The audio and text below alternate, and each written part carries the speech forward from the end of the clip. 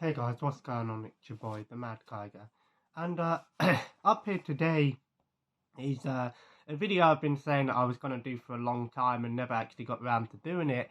But now I'm going to actually start it. And this is going to be a video that's going to be in parts because I'm going to actually talk a little bit about each particular person.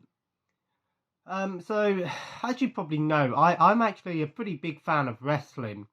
I grew up watching WWE. Um, I think a lot of people have at some point in their life have grown up with some form of wrestling. I'll be honest, I don't really watch a lot of modern WWE. I do keep up to date with what's happening in WWE, but I actually turned over to AEW. I'm still far behind in watching it, but I actually enjoy watching anything wrestling, really. AEW, WWE, NWA, indie wrestling, Impact. It doesn't matter to me. Wrestling's wrestling. Um, but today, what I thought I'd do, and I'm going to be doing a few of these videos. Um, Today, what I'm be doing is I'm going to talk about my personal top 25 WWF wrestlers. Now, when I say WWF, I'm going to be talking about it's WWE, but so WWF, WWE from say the 1980s to maybe the mid 2000s.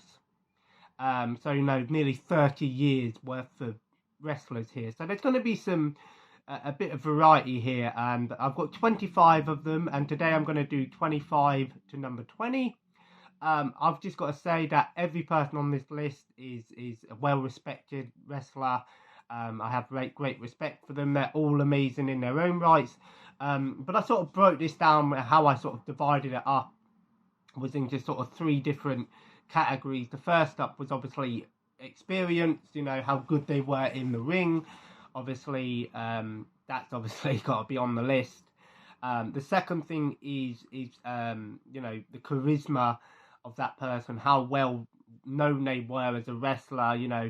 There's no point putting someone on here just because they're great in the ring, but if you don't know who they are, it's not really worth mentioning.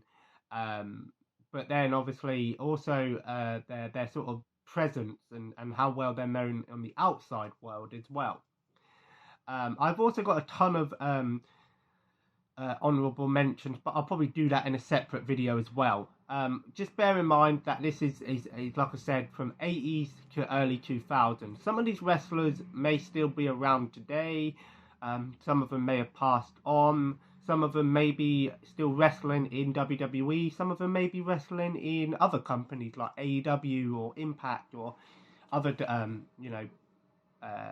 promotions. Just bear with me because I'm still not 100%. So this isn't going to be for everyone. I will also do other videos with the wrestling, so with tag teams, female competitors, and then obviously I'll probably do one towards a more modern audience, so outside of WWE.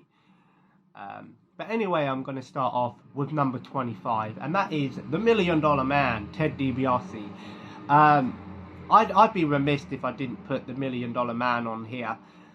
Ted DiBiase was, in the 80s, he was the guy, he sort of personified the bad guy, basically. He was this smug, rich guy, I don't know if he was rich in real life, but in WWF he was, he was this evil guy that would, always flaunt his money and, always try to get in the face of everyone and be like, look, I can make anyone do anything. Everybody's got a price for the $1 Million Man. Whether you like Ted DiBiase or not, you have to respect, he was a great villain, a great heel, if you will. And I think he was just so well, his character was so well done.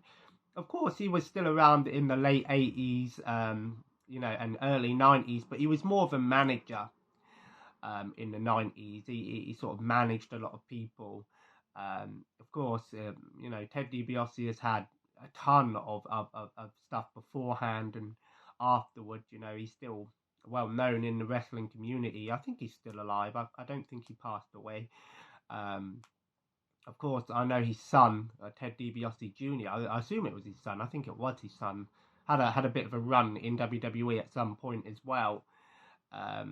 But Ted DiBiase, the $1 Million Man, what can you say about him other than, he was such a great villain, such a great thing, and he had, that $1 Million, the I can't remember his name of his finisher, but the little choke hold he would do to put people out. He'd always, part of the $1 Million Foundation. He'd always have someone new working for him, and it's just crazy. He sort of was a great manager as well, and jump started a lot of people's careers as well. At one point, he was Stone Cold Steve Austin's manager, which is crazy to think that Ted DiBiase once managed Stone Cold Steve Austin, right? That's crazy.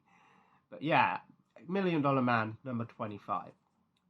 I've got the list here, so sorry, I can't remember off the top of my head. Number 24, Goldust. A lot of people often get Goldust mixed up with Goldberg. Whenever I say Goldberg, they go, "Oh, isn't that the guy who wore the gold?" No, that's Goldust. Goldust, or Dustin Rhodes, of course, he's still around today in AEW and stuff. But Goldust to me was someone that doesn't get enough praise, really. He had a great career, from the early, I think he was around in the late 80s, but really sort of got his start in the 90s in the Attitude Era. Goldust was like the bizarre one. He was something unlike anyone else that I'd ever seen before. He had this persona, this really bizarre, he'd come out wearing all gold and have this wig on, and he would always go like that and kiss people, and he was really weird. But he played a great heel, but he also played a great face as well.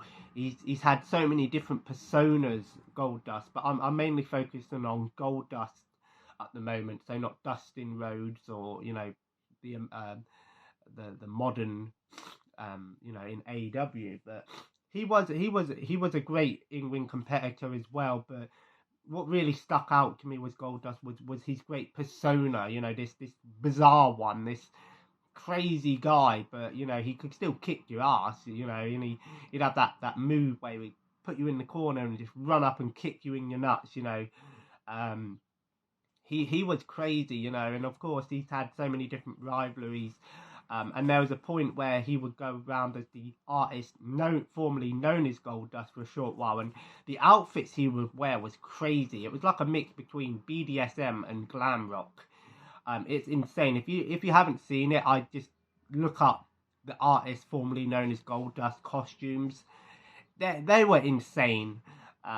Crazy stuff. The 90s, the Attitude Era was insane. Time for wrestling. I still think the Attitude Era in the 90s was the best era of wrestling. Yeah, you gotta love Dustin Rhodes, Goldust, and big prompts for him, helping build AEW. And of course, I know he's still working for AEW right now. I don't think he's competing as much as he used to. But the guy's getting on in his age. I think he's in his late 50s, maybe early 60s now. So yeah, you gotta love the bizarre one, Goldust. And then number 23, the big the machine, the big truck, Diesel, also known as Kevin Nash. But he went by the name of Diesel. And yes, I am aware he went to he went to WCW. My mind's not with it at the moment. So, but Diesel was this huge guy, nearly 7 foot tall. I think he was about 7 foot as well, and he was just huge. He first started off as Shawn Michaels' bodyguard for a while, but then he sort of really stood out on his own. He had all these great rivalries. He had this love-hate relationship with Shawn Michaels. Had some amazing matches with Shawn Michaels. Of course, Diesel, of course, as we know, went off to WCW and helped form the NWO. Of course, we know that. But Diesel had this great in-ring competitiveness. to him. He was huge, but he could really move, and you know, that jackknife powerbomb was so powerful at the time. You know, it's a huge move, and these massive boots, and who can't forget that awesome entrance where, you know, you'd hear the honking of the truck, and you would see the screen, and this giant truck comes straight towards you at the screen, almost like it's going to hit you. And then all of a sudden this huge guy would be walking down with leather pants, and you know, he was like a badass. You know, he reminds me a lot of like these 80s superhero Terminator-esque movie stars, you know, where they would wear leather and sunglasses, and they were huge, larger than life men. You know, when you think of Diesel, that's what comes to mind, is this huge guy, you know. And of course Kevin Nash is still well respected in the wrestling community today, and obviously we know he went to WCW. Like I said, there's some people on here that went to other companies, but that's okay. They still help WWE, in my opinion. And then at number 22, we have the perfect one, Mr. Perfect. Unfortunately, Mr. Perfect was one of these people on this list that has passed away. I think he passed away quite young as well, which is a tragedy. Unfortunately, wrestling isn't the safest business in the world. Not to say that I don't think he died in the ring. I can't remember exactly how he died. But Mr. Perfect was a great in-ring competitor. He was the technician specialist. He would do everything with expertise. You know, who can forget that awesome perfect suplex that he would do in the ring, that fisherman-style suplex. Of course, Mr. Perfect's, I think his son, Michael McGillicuddy, as he went by Curtis Axel, you know, I think that was Mr. Perfect's son or his grandson, I don't know. But of course, Mr. Perfect has to be on here somewhere, especially in the 80s, and I think maybe he started his career in the late 70s, but in the 80s he was a well-known wrestler. He was a good guy, he was a bad guy, but he was a well-respected person in the community. He would always, you know, he had this persona that he was perfect and everything was done, you know. And for a while he sort of stopped wrestling for a while, and he was you know, an announcer and stuff, and he did some sort of backstage stuff. But Mr. Perfect was you know, another one of these amazing wrestlers from the 80s and early 90s as well, that deserves to be on this list for sure. And then at number 21, we have, let me just find it, 21. We have a more modern wrestler, and that is Rey Mysterio. He was on my honourable mentions list, but I moved him over. And Rey Mysterio is a more modern wrestler, but I think he started his career in the early 2000s. And Rey Mysterio is still wrestling today. Of course, he was the cover for the new WWE game. But Rey Mysterio was a great example of size doesn't matter. Rey Mysterio was a lucha libre. You know, I think his father actually was in a movie, but that's a different story. That's a story for another day. Rey Mysterio deserves to be on this list, and I know some people will be like, why is he not a bit higher on this list? But when I go through this list, you'll understand why some of the people on here are a bit higher, because it was very hard to do this list, and I wanted to try and focus more around the 80s and 90s, but I wanted to put some early 2000s, because it was still WWF in the early 2000s. A lot of people forget that. But Rey Mysterio was the proof that, you know, size isn't everything. He was the man with all the heart. Rey Mysterio's never actually played a heel, really. In one of the video games, you can actually get a heel storyline with Rey Mysterio. But Rey Mysterio was, you know, he was this larger-than-life athlete in spirit. Not necessarily in physical form, but in spirit. He would always go out in that ring. He would fly around. You know, lucha libre is a different style of wrestling, but You know, in the the 80s and the early 90s, wrestling was quite grounded. But then Rey Mysterio, in the mid 90s to late 90s, they started bringing in all these heavy, fast flyer, lightweight people. And Rey Mysterio's had an amazing career. You know, who can forget that 1 hour long win from the Royal Rumble where I think he come in at first and he won that Royal Rumble. It was such an emotional moment for Rey Mysterio.